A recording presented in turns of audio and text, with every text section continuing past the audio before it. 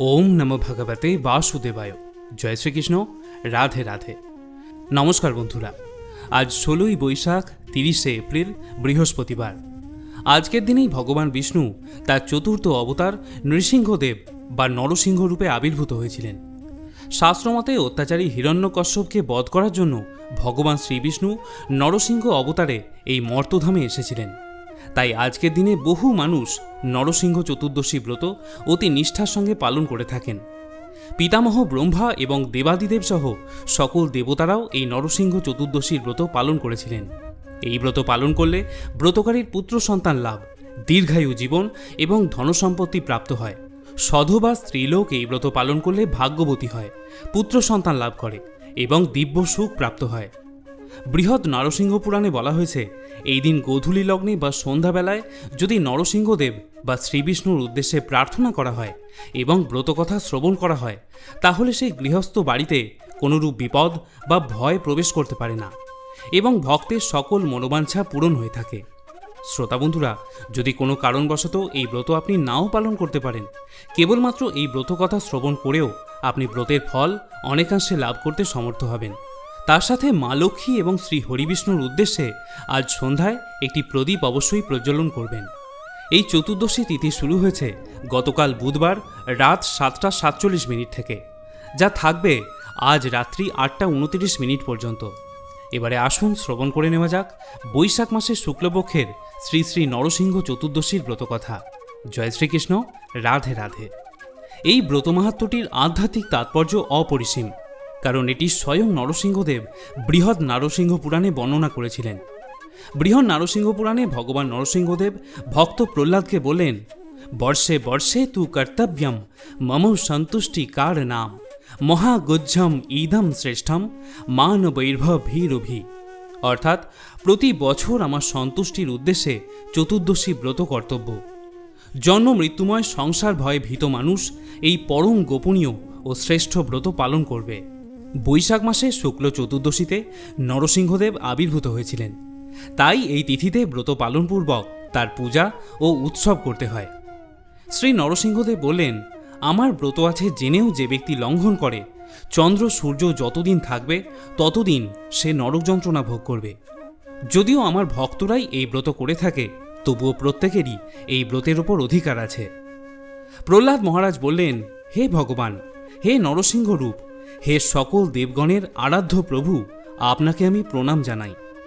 আমি আপনাকে জিজ্ঞাসা করছি, হে প্রভু, আপনার প্রতি আমার ভক্তি কী রূপে উৎপন্ন হলো, কী রূপে আমি আপনার প্রিয় ভক্ত হলাম?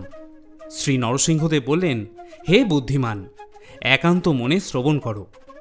প্রাচীন কল্পে তুমি একজন ব্রাহ্মণ সন্তান ছিলে, কিন্তু তুমি কখনো বেদ পাঠ করনি। তোমার নাম ছিল বসুদেব এবং তুমি ছিলে পতিতা রমণীতে আসক্ত। তোমার কোনো সুকর্মই ছিল না, কেবল একবার মাত্র আমার ব্রত করেছিলে। সেই ব্রতের পুণ্য প্রভাবে তোমার এরকম আমার প্রতি ভক্তি হয়েছে।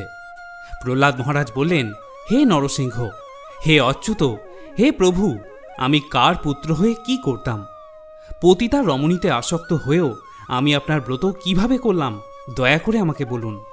শ্রী নরসিংহদেব বললেন, পুরাকালে অবন্তিপুরে এক বেদজ্ঞ ব্রাহ্মণ বাস করতেন। তার নাম ছিল বসু শর্মা। ধর্মপরায়ণ এবং বৈদিক ক্রিয়া অনুষ্ঠানে তিনি তৎপর ছিলেন।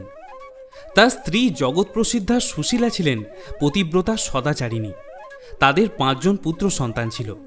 তাদের মধ্যে 4 জন ছিল সদাচারী, বিদ্বান এবং পিতৃভক্ত, কিন্তু কনিষ্ঠ পুত্রটি ছিল অসদাচারী। সর্বদা পতিতা রমণীতে সে আসক্ত ছিল এবং সে সর্বদা সুরা পান করত। সেই কনিষ্ঠ পুত্রটি ছিলে তুমি। নিত্য পতিতা পল্লীতেই তুমি বসবাস করতে। একদিন বনের মধ্যে তুমি ও তোমার এক বান্ধবী বেড়াতে গিয়েছিলে। তোমরা ভেবেছিলে দিনটা বেশ আনন্দের সাথেই কাটবে, কিন্তু কোনো এক বিষয়ে তোমাদের মধ্যে ভয়ঙ্কর কলহ বেঁধে যায়। তোমাদের মধ্যে মনোমালিন্যের কারণে মৌনভাবে তোমরা আলাদা আলাদাভাবে একটি স্থানে এসে বসেছিলে। সেখানে অতি পুরাতন ধ্বংসাবশেষ গৃহ নিদর্শন করে তুমি দেখেছিলে কিছু ইট পাথর পড়ে আছে। তুমি সেখানে গিয়েই উপবেশন করেছিলে। সেই নির্জন স্থানে আলাদাভাবে উপবেশন করে তোমরা দুজনে ক্রন্দন করছিলে। সারা দিন তোমরা কিছুই খাওনি, এমনকি জল পর্যন্ত গ্রহণ করনি। সারা রাতও তোমরা জাগরিত ছিলে।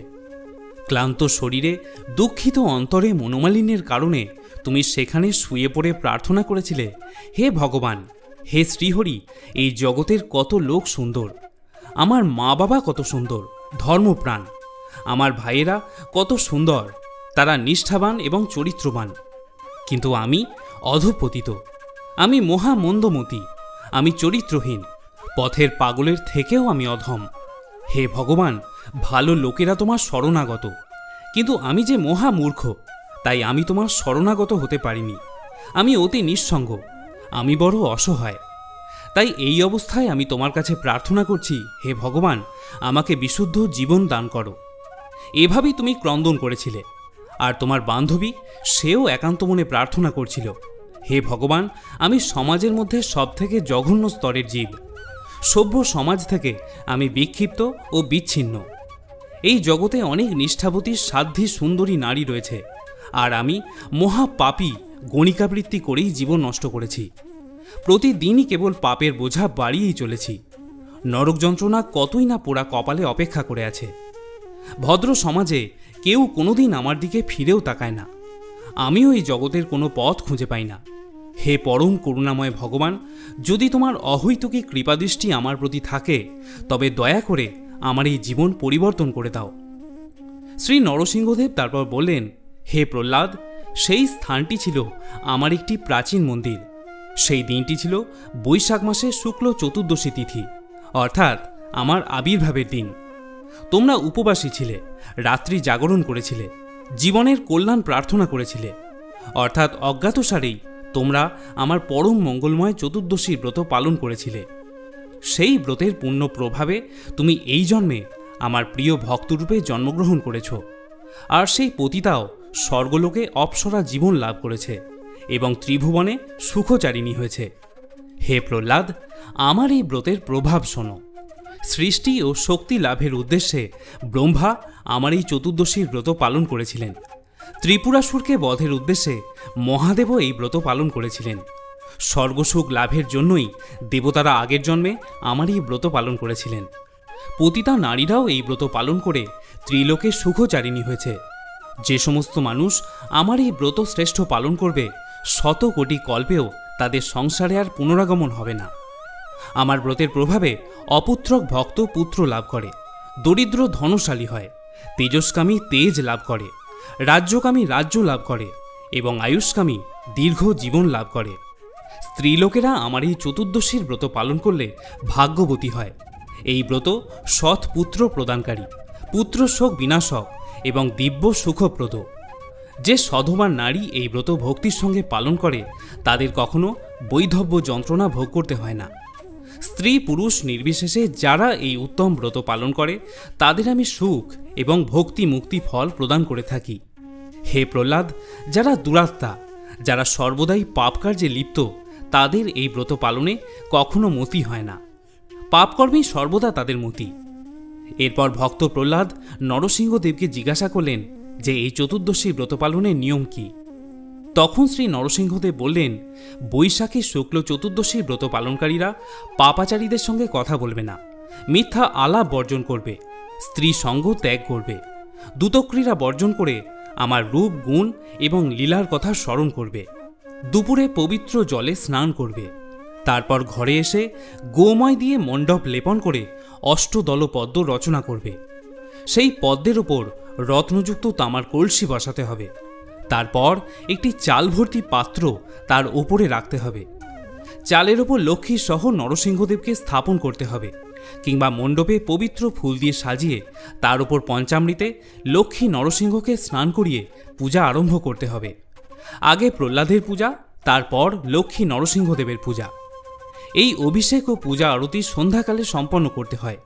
নৃত্য গীত, বাদ্য ও হরিনাম সংকীর্তন, নরসিংহ স্তুতি, নরসিংহ লীলা পাঠ কীর্তনপূর্বক রাত্রি জাগরণ এবং পরদিন সকালে স্নান সেরে যত্নসহ পূজা ও সকলের জন্য মঙ্গল প্রার্থনা করতে হয়। তারপর ব্রাহ্মণকে দক্ষিণা প্রদান করে প্রসাদ সেবন করতে হয়। যারা এই নিয়মগুলি পুঙ্খানুপুঙ্খভাবে মানতে অক্ষম, তারা সন্ধ্যার পর অনুকল্প প্রসাদ গ্রহণ করবেন। তারা চেষ্টা করবেন মধ্যরাত্রি পর্যন্ত জাগরিত থেকে নরসিংহদেবের স্তব এবং কীর্তন করতে। এই বলে নরসিংহদেব তার ব্রতমাহাত্ম্য সম্পন্ন করলেন। ইতি শ্রী শ্রী নরসিংহ চতুর্দশী ব্রতকথার সমাপ্ত। বন্ধুরা, এবারে আপনাদের জানিয়ে রাখি বাড়িতে নরসিংহদেবের পূজা আমরা কিভাবে সম্পন্ন করতে পারি।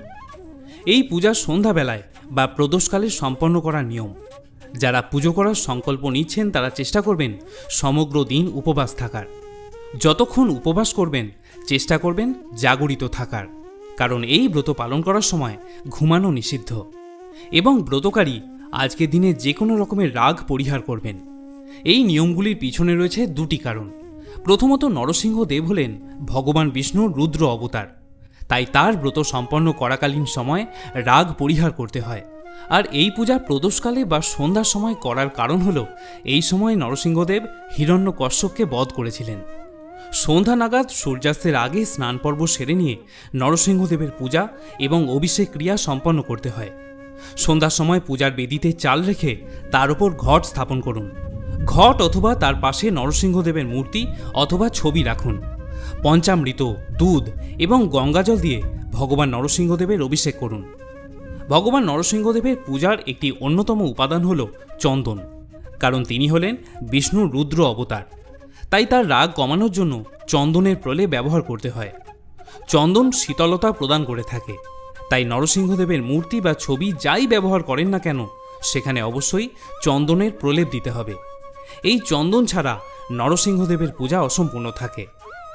অন্যান্য উপাদানগুলির মধ্যে কর্পূর, তুলসী পাতা এবং ফুল, ফল, মিষ্টান্ন ইত্যাদি অর্পণ করুন। এরপর ধূপ, দীপ ইত্যাদি প্রজ্বলন করে আপনি ভগবানের আরতি করতে পারেন।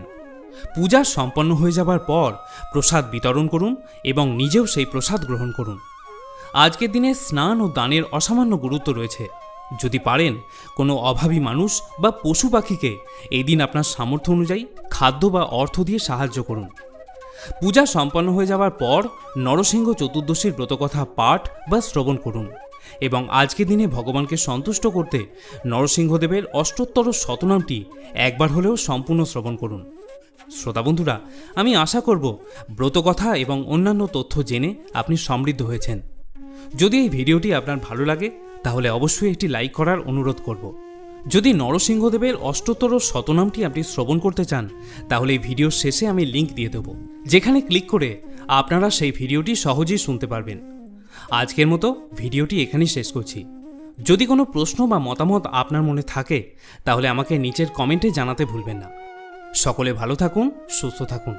শ্রী বিষ্ণুর কৃপায় আপনার জীবন আরও সুন্দর ও সার্থক হয়ে উঠুক। জয় নরসিংহদেব, জয় মা লক্ষ্মী।